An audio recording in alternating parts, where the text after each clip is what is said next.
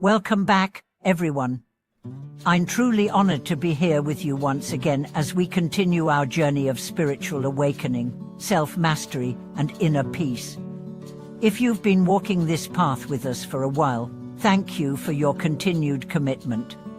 And if this is your first time tuning in, you've chosen a powerful moment to join, because today's topic might shift how you see the entire practice of spirituality. We're asking a profound question: what makes someone a true spiritual practitioner? Is it shutting oneself away in a cave? Is it meditating 10 hours a day? Is it renouncing all contact with the world? For centuries, many believed that to reach enlightenment, one had to leave society, cut off worldly ties, and live in seclusion. But today, we are diving into the deeper truth revealed by Buddhist teachings, especially as understood through the lens of modern living. True practice, true realization, doesn't come from hiding from the world, it comes from seeing through it. It comes from knowing when to act, when to pause, when to let go, and when to engage. It comes from recognizing the right timing. In short, it comes from wisdom, the kind of wisdom that recognizes and adapts to the times. Let me begin with a common misunderstanding. There is this romanticized image of the monk on the mountaintop, meditating for years, free from noise, free from attachment, utterly pure. While this path can indeed bring insight, it is not the only or even the most accessible way to awaken. Most of us are not called to caves. We are called to kitchens, boardrooms, classrooms, traffic jams, family dinners, and unexpected crises. And that's not a mistake. That's our curriculum. So what is the mark of a true practitioner? It is not how long you meditate, but how deeply you perceive. It is not how often you chant, but how clearly you respond. A true practitioner is not someone who flees the world, but someone who lives in it with eyes wide open and a heart firmly grounded in Dharma. There's a teaching in the Chontai school of Buddhism that speaks volumes. The ignorant cling to the appearance of practice, while the wise see the nature of mind. In other words, it's not about external rituals, it's about internal realization. Let me tell you a story. There was once a young man who desperately wanted to leave his job, his family, his noisy city life, to become a monk. He believed that only in the stillness of a temple could he find peace. He visited a master and poured out his frustrations. The master listened and then said, "Go back to your job. Go back to your family. But treat every moment like a meditation. When your boss yells, bow inwardly. When your child cries, breathe mindfully. When your partner disagrees, respond with compassion. Then come back to me in 1 year." The young man was disappointed. He wanted escape, but he obeyed.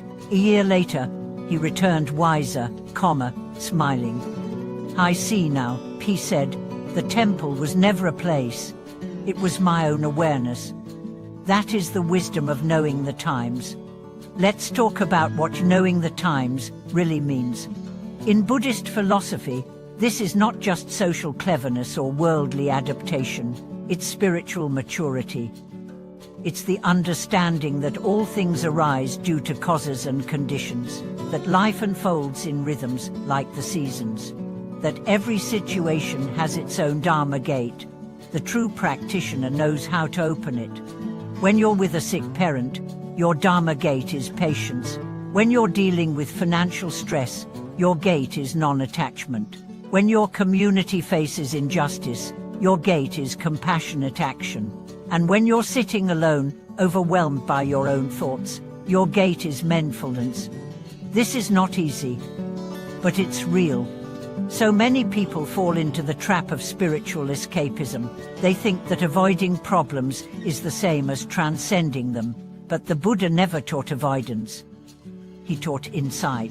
He didn't run from suffering. He turned toward it, looked directly at it, and taught us to do the same. Let's be clear, a true wisdom is responsive. It's not stuck in one form. Just like water, it flows where it's needed. And like the Buddha himself, it knows how to speak different languages to different people, not just literally, but spiritually. He taught kings and beggars, monks and mothers, merchants and murderers. He didn't say, "Come to the forest, and then I will help you." He went to the cities, the markets, the homes. He lived in the world while not being of it. This is your call too. You don't need to renounce your life to live a spiritual one. You need to see your life clearly. See where your attachments are. See where your ego flares up. See how your words impact others. See how your habits shape your future. Seeing this awareness is practice. Let's go deeper with another story. There was an elderly woman who lived near a monastery. Every day she made food for the monks. She couldn't read, she didn't meditate. But every dish she cooked, she blessed. Every coin she gave, she offered silently. May this help someone awaken. When she died, the abbot wept and said, she practiced more purely than many who sit all day in the hall. Why? Because she served with wisdom. She recognized her time, her role, her capacity, and she offered all of it. This is the hidden power of contextual awareness. In our age, the world is noisy. Information floods us. Suffering is televised, monetized, and globalized. But this time also offers incredible opportunity. Never before has spiritual knowledge been so accessible. Never before have we had tools to connect, learn, share, and support one another. The wise practitioner doesn't curse the times, they rise to meet them. So how do you begin? Start by dropping the illusion that your life must look a certain way to be sacred. Your practice is not in the Himalayas. It's in how you speak to your co-worker. It's in how you listen to your child. It's in whether you reach for your phone or your breath when you're stressed. Ask yourself daily, what is the Dharma asking of me today? Sometimes the answer is silence. Sometimes it's action. Sometimes it's forgiveness. Sometimes it's boundaries. The path is not fixed, but the direction is clear toward wisdom, compassion, and liberation. Thank you so much for watching this video. If this message awakened something in you, if it reminded you that your life, just as it is the ground of practice, please share your reflections in the comments.